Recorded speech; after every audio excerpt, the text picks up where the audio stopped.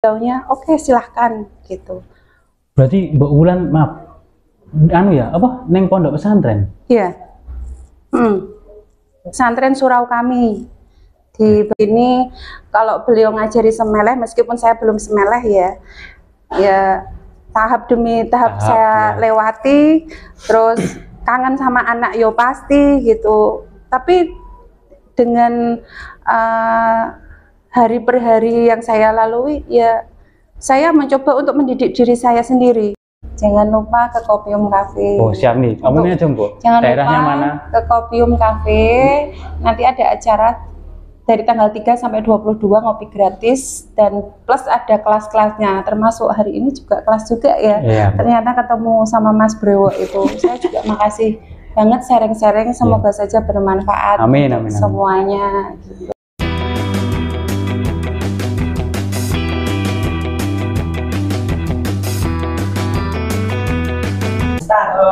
Mbak Wulan, Ya, gimana Wulan. kabarnya? Alhamdulillah luar biasa. Allahu Akbar, kayak anak TK kayak gitu ya. Dulu kan gitu. Apa kabar? Apa kabar semuanya gitu. Kok menang wae. Kok menang wae. Wes aja iki. Iya, Mbak. Ke apa ya? Iya pagi. Kemana? Enggak, intinya gini, Mbak. Tadi kan wes ngobrol neng buri tentang sharing-sharing pengalaman dan lain-lain. Masuk langsung to the point, nggak apa-apa ya? Iya. Ini mempersingkat waktu dan lain-lain. Emang habis ngapain? Kita kan sebagai anak-anak muda ini, Mbak, tolong diajari. Tadi kan udah banyak ngobrol banyak tentang kehidupan. Lah ini tolong apa ya, dikei contoh pembelajaran hidup kan masing ini. Wah, mah bingung dewe ya, jambut. Ngajari ini bagi aku ngajari itu kita samakan frekuensi dan artian. Ngajari itu apa? Kalau ngajari di sini itu mencuti. Ayo gitu. Menghajar. Ini ya, lebih kemana ini? Ngajarinya yang kayak gimana? Ngajarinya saya ngajari itu mendidik ilmu dengan dengan omongan. Oh, dengan omongan, hanya dengan omongan aja ini. Berarti teoritis. Ya enek kekerasan.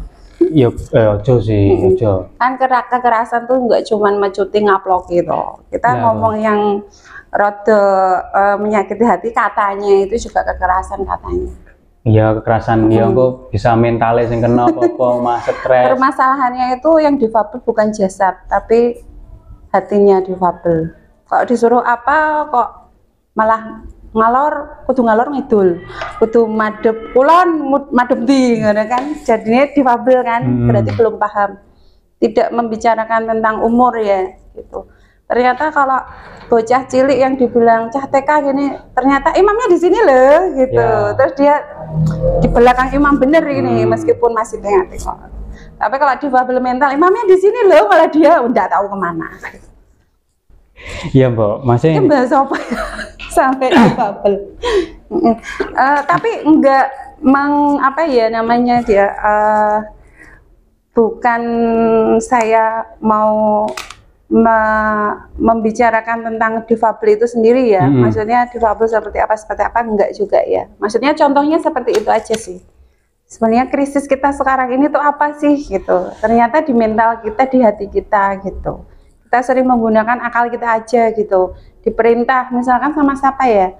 Sama gurunya atau sama temennya atau apa. Satu tim gitu, yuk kita kesini yuk, kita tuh harusnya tuh kesini loh, tapi ternyata juga nggak bisa juga gitu. Ya, itu salah satu pembaca. Masih tadi ngobrol yang di belakang, Mbak Wulan ini kan, maaf ya Mbak ya, single parent udah lama. Terus banyak saya dengar tadi ikut melu akeh komunitas. Nah, salah satu yang saya bikin tertarik itu tadi apa IPMI. IPEMI. Ya, kuwi lah apa kuwi. Nah, kuwi artinya apa? Terus masih Mbak Wulan di situ sebagai apa kerjane dan lain-lain. Nah, itu piye, Mbak? Oh iya, IPEMI itu Ikatan Pengusaha Muslimah Indonesia. Di IPEMI itu alhamdulillah sudah mau 9 tahun ini. 9 tahun. Iya, IPMI ada, dan itu tidak hanya di Kota Semarang saja, tapi di seluruh Indonesia, dan sudah ada perwakilan untuk di luar negeri, di Turki juga ada. Ini, Mbak? Turki juga ada gitu. Tuh. Nanti untuk lebih lengkapnya nanti bisa ngobrol-ngobrol lagi Ya, gitu. siap. Kalau saya pribadi, alhamdulillah sampai saat ini saya masih di pengurus Semarang, Kota Semarang sebagai Kepala Divisi Dakwah dan Agama. Kalau 5 tahun yang lalu, ini kan sudah 2 periode. Yang pertama Enggak, itu di 3 UMKM.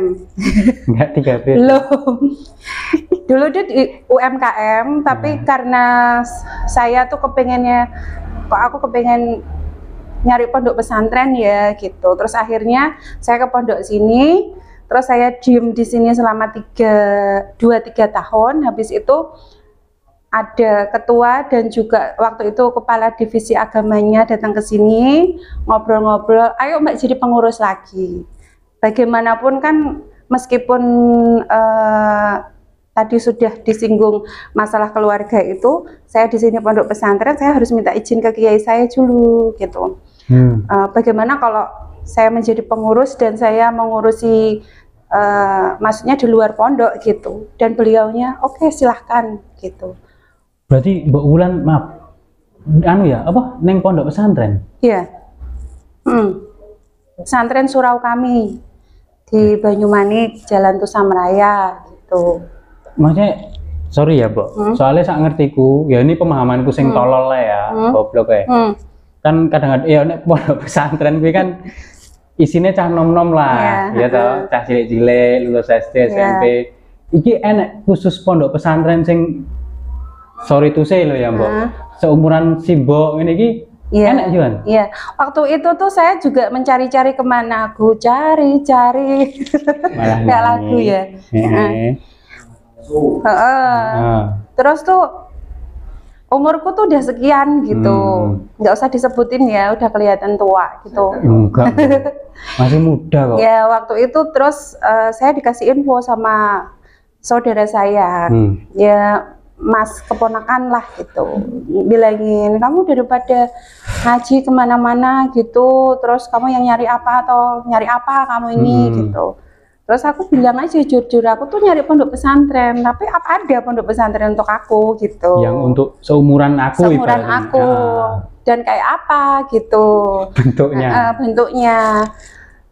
Terus terang tuh saya tuh termasuk perempuan yang mandiri, nggak mau diatur-atur gitu sama siapa aja gitu. Ngeri berarti. Nah, terus ini pondoknya kayak apa ya gitu. Terus akhirnya dikasih tahu kontak sama sepupu. Terus akhirnya saya hubungi kiai di sini, dan alhamdulillah waktu pertama kali saya di sini disuruh datang, terus saya bilang gini, Kiai saya mau mondok pesantren tapi sama anak saya, boleh besok langsung ke sini gitu.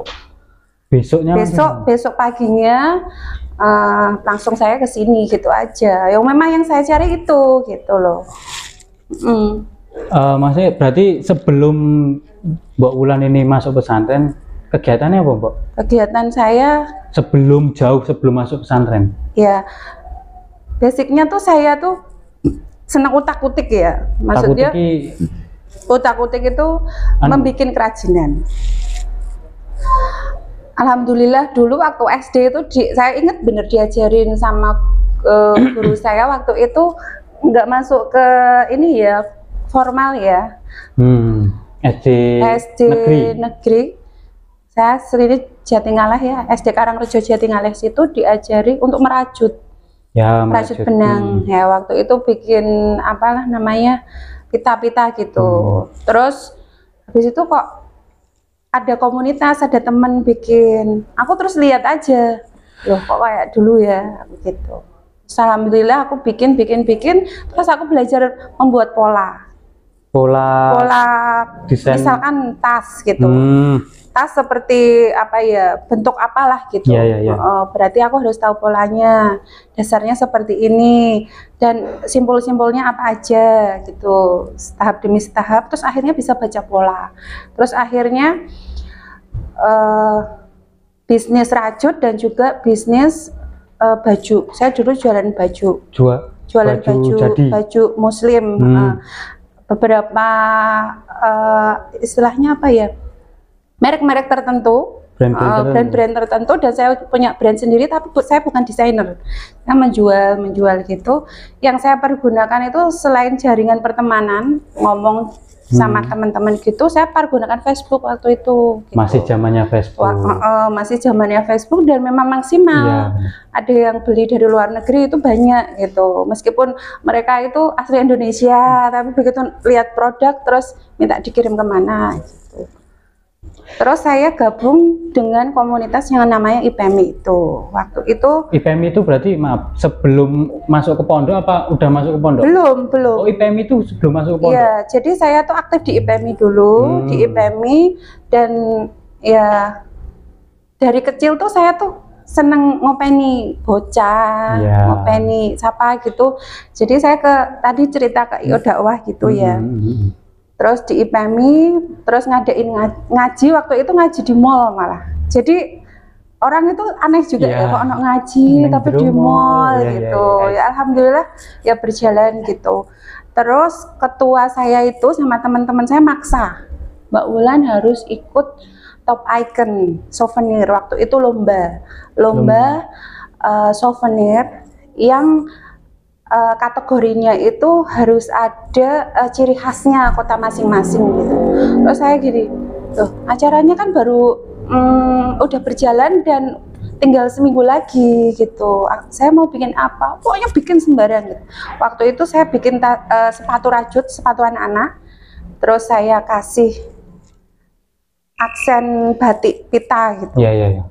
Habis itu saya kirim, beberapa minggu setelah itu saya dimasukin grup apa iki kok, grup iki ternyata alhamdulillah masuk ke dalam juara. Waktu itu tahun 2018 dapat penghargaan. Top Icon souvenir itu tingkatnya nasional. Iya, jadi mewakili Jawa Tengah waktu itu memangan gitu. Ya kayak gitulah. Terus habis itu setelah jadi apa namanya ya satu juara, terus IO dakwah juga sudah mulai berkembang dan lain sebagainya. Saya sendiri merasa kosong gitu loh. Iki sakjane sing tak butuhke nek uripku apa to ngono. Apakah uang ataukah barang atau apa, atau kecedek sama Gusti gitulah. Terus akhirnya itu tadi kembali lagi ke cerita yang tadi. Saya tinggal di pondok pesantren dan saya memutuskan di pondok pesantren aku mah apa to niatku gitu. Ya wes, saya belajar terus saya mau ngabdi aja. Berarti gitu. Full sekarang ibaratnya ngabdi lah di pondok, belajar sepenuhnya di pondok. Iya, 24 jam saya tinggal di pondok dan alhamdulillah sudah memasuki tahun keempat. Udah 4 tahun. Ya, di sini. Nah, itu Mbak. Tadi kan mondok sama anaknya. Anaknya si Mbak berapa sih Mbak Wulan? Anaknya dua. Yang laki-laki satu, yang besar udah lulus SMA. Pengennya kuliah tapi tahun depan. Yang satunya masih sekolah SD kelas 6. SD kelas 6. Ya. Nah, si Mbak ini kan tadi sebagai single parent udah lama. Terus caranya si Mbak mungkin tips juga untuk apa ya, mendidik bocah-bocah saiki lah Mbak. Umumnya bocah-bocah saiki circle atau tongkrongannya kan ngeri lah, ngerti deh lah Mbak, di zaman digital kan akeh lah sing nyeleneh. Lah si Mbak sendiri sebagai single mother ngurusi anak di era zaman yang nek menurutku gendeng dan iya. Kalau saya pribadi mengenai anak gitu ya, kan yang pertama tadi kan aku bilang sama kalian aku kepengen deket sama Gusti Allah gitu. Kalau deket dengan Gusti Allah tuh ada nggak penghalang saya harus gondeli anakku, anakku piye ngene. Sementara saya tinggal di pondok pesantren yang saya harus manut kiai saya gitu. Berarti kalau manut gimana? Ya wis, saya tinggal di sini. Kalau beliau ngajari semeleh, meskipun saya belum semeleh ya tahap demi tahap saya lewati. Terus kangen sama anak yo pasti gitu. Tapi dengan hari per hari yang saya lalui, ya saya mencoba untuk mendidik diri saya sendiri. Semua orang kan kepinginnya kan nggak cuman apa ya namanya ya, nggak cuman hidup terus kita dapat uang dari langit gemburutukan, ya nggak mungkin juga gitu ya. Apalagi punya anak dan lain sebagainya. Ya saya berusaha semelah aja dengan saya. Kalau saya mau ngomong, saya kok kepingin mengidolakan Kanjeng Rasulullah gitu. Sementara saya punya guru, berarti yang saya ugemi guru saya sendiri. Terus aku, ya kalau menurut saya gini, pokoknya gimana saya ngugemi guru saya. Terus bahasanya apa sih, kalau bahasa orang-orang di sana mungkin melepas kemelekatan atau apa ya. Berarti kan yang melekat itu di saya kan berarti anak, keuangan atau apa gitu. Ya saya ngikutin alur aja, di sini juga nggak cuma ngaji saja gitu. Saya juga bisa berbisnis, saya juga bisa melakukan usaha lain gitu. Ya usaha itu saya bikin asbab aja, jalan ngalir. Terus alhamdulillah yang saya alami gini juga apa ya, tidak memberatkan diri saya dan anak saya juga fair-fair aja, fair-fair aja gitu. Ya toh mereka juga makan juga, mereka juga dapat pendidikan dan lain sebagainya gitu. Nah itu tadi menarik itu, ilmu kemelekatan. Saya pernah dengar juga itu, yang kemelekatan itu kan saya juga baru belajar hal tersebut. Dalam artian gini, maksudnya kan semua yang ada di diri kita itu kan titipan.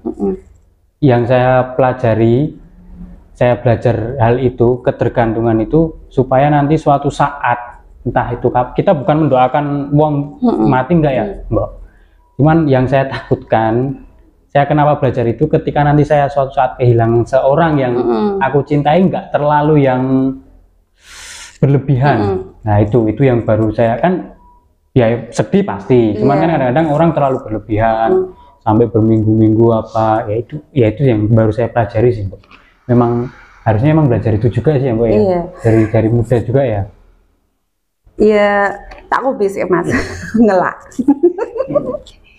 Lihat belum dipersilahkan ya, aku minum sendiri ya. Monggo silakan. Wis. Buah mana buah makan. Si Brewo itu seperti itu nggak nawarin minum, gara-garanya itu dia ngomong lekat-lekat tadi loh. Wah, endingnya kok lo.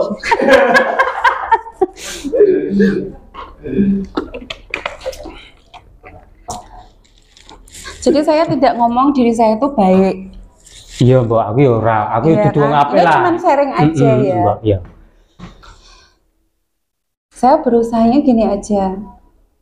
Saya pernah nulis, saya suka nulis. Cuman saya ya juga belum punya buku ya.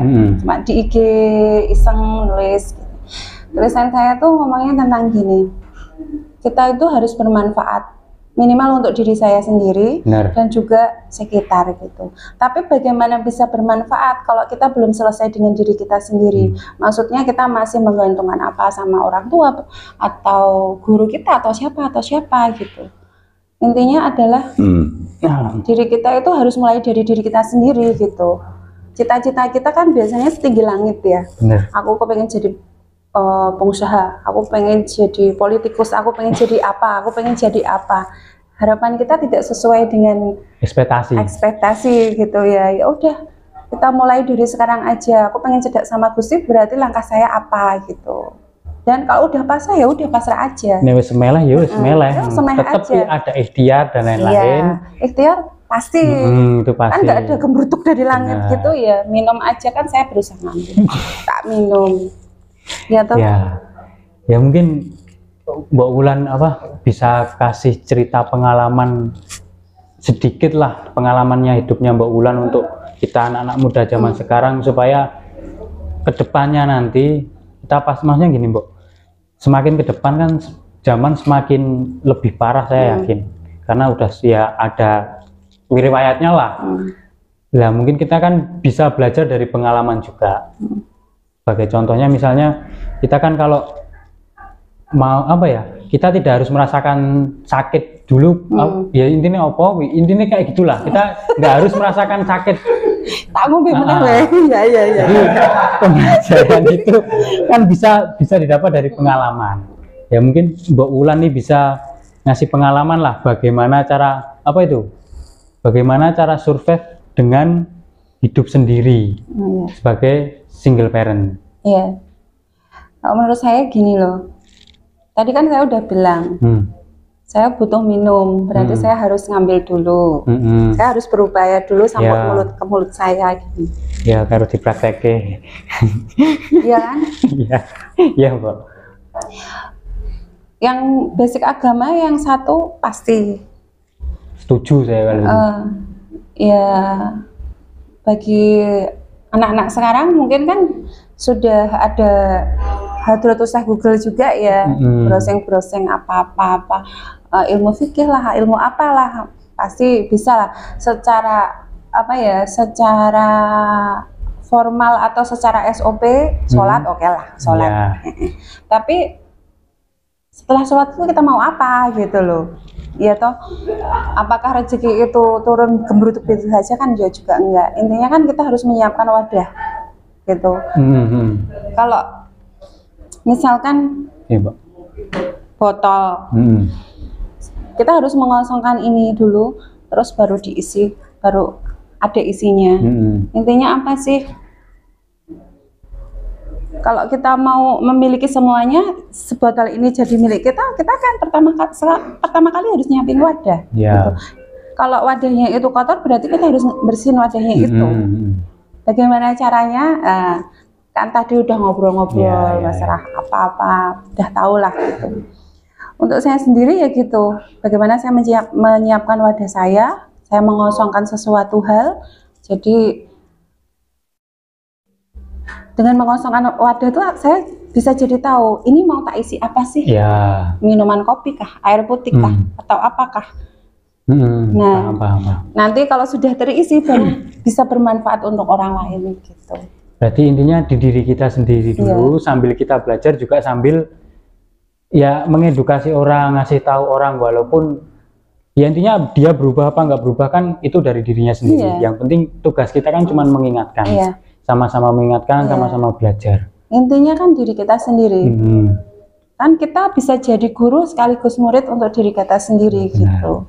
Kalau gagal, ya coba lagi. Itu kata-kata dari istilahnya kakak angkat saya, ada WA, kakak angkat saya yang selalu ngobrol, Dek, semangat. Kalau gagal, coba lagi, kalau gagal coba lagi. Saya seperti itu juga gitu. Ya terus Mbak Wulan nih maksudnya ada nggak goals atau pencapaian kedepannya yang Mbak Wulan pengen capai itu apa untuk saat ini? Kedepannya apa yang pengen Mbak Wulan capai? Itu lebih mungkin ke cita-cita atau apa gitu ya. Harapan kedepannya. Harapan ya. Yang belum waktu itu saya mempunyai harapan yang sangat tinggi sekali. Untuk diri saya sendiri, saya kepengen ini. Terus harapan terbesar saya adalah satu, telepon. Skip dulu ya, Yai. Halo, assalamualaikum. Halo, telepon. Terus nggak apa-apa. Iya. Iya. Mau kemana?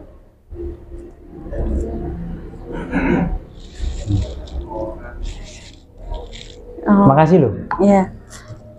Sudah pulang. Oke. Ya Mbak. Sampai mana ya? Harapan, goals. Harapan. Kedepannya.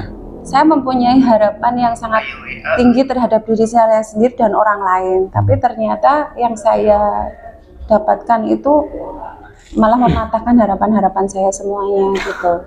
Terus harapan terbesar saya itu terakhir adalah di Gusti saya pasrah udah. Saya perlu pembimbing. Pembimbing kan bukan cuman mungkin suami, orang tua atau siapa. Saya butuh guru aja gitu. Karena kita tadi ngobrol, kalau kita nggak punya guru, berarti gurunya kita adalah hawa nafsu kita sendiri. Kita membenarkan diri kita sendiri gitu.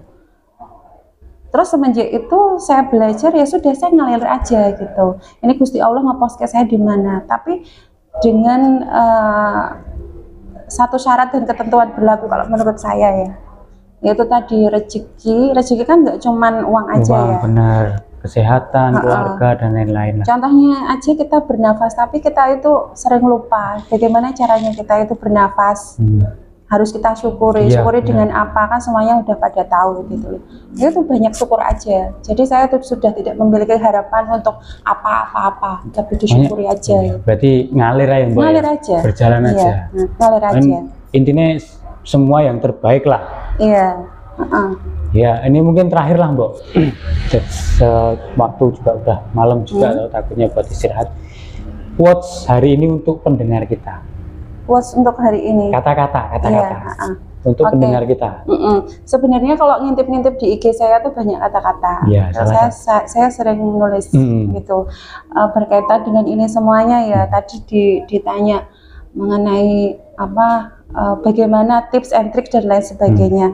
Intinya kita nyiapin wadah dulu, kita mengosongkan diri kita sendiri dulu. Kalau dengan diem anteng, nanti insya Allah, "Duh Gusti, saya mau gimana ya?" Misalkan anak-anak sekalian kan kepengen sekolah atau kepengen gimana, kan kita harus ngadep dulu, diem dulu. Jangan-jangan yang kita harapkan itu saya mau sekolah di universitas ABC, jangan-jangan jalan kita nggak seperti itu. Ya udah, lebih ngedep aja dulu, nyiapin wadahnya dulu, baru nanti setelah ngedep itu biasanya, nggak biasanya ya, tentu Gusti Allah itu sudah memberikan rezeki yang memang harusnya jatahnya untuk kita gitu. Entah itu rezeki apa, semua orang kan lain-lain gitu ya. Itu aja sih, siapin wadahnya, ngendep, tenang, anteng. Ya, intinya kalau saya bisa ambil kesimpulannya, jadi konsep ikhtiar, doa, tawakal itu harus jadi satu. Nggak bisa dipisah-pisah, intinya gitu ya. Kita harus ikhtiar juga, doa juga, dan yang terakhir ya tadi pasrah. Pasrah itu ya seperti tadi, tidak harus orang menang atau apa ya, tetap ada kegiatannya. Yang kecil-kecil aja lah, misalkan ada kotoran ya skip up gitu. Ya udah, ya Mbak Wulan, terima kasih banget untuk waktunya mau nyempetin podcast sama saya. Semoga kedepannya next kita bisa ngonten lagi ya Mbak. Iya, sama-sama. Dan terima kasih untuk teman-teman yang nggak tahu, kita di sini difasilitasi oleh Mbak Wulan. Bukan saya. Jadi Mbak Wulan ini punya kafe. Bukan punya saya. Bukan maksudnya ya. Pengurus aja. Salah satu pengurusnya lah, disediakan tempat, disediakan, pokoknya mantep lah. Terima kasih ya Mbak Wulan ya. Jangan lupa ke Kopium Cafe. Oh siap nih, omongin aja Mbak. Jangan Daerahnya lupa mana? Ke Kopium Cafe. Nanti ada acara dari tanggal 3 sampai 22 ngopi gratis, dan plus ada kelas-kelasnya, termasuk hari ini juga kelas juga ya. Ternyata ketemu sama Mas Brewo itu. Saya juga makasih banget sharing-sharing, semoga saja bermanfaat untuk semuanya gitu. Ya udah. Ya. Maaf kata ya. Siap Bu, siap. Ya, terima kasih.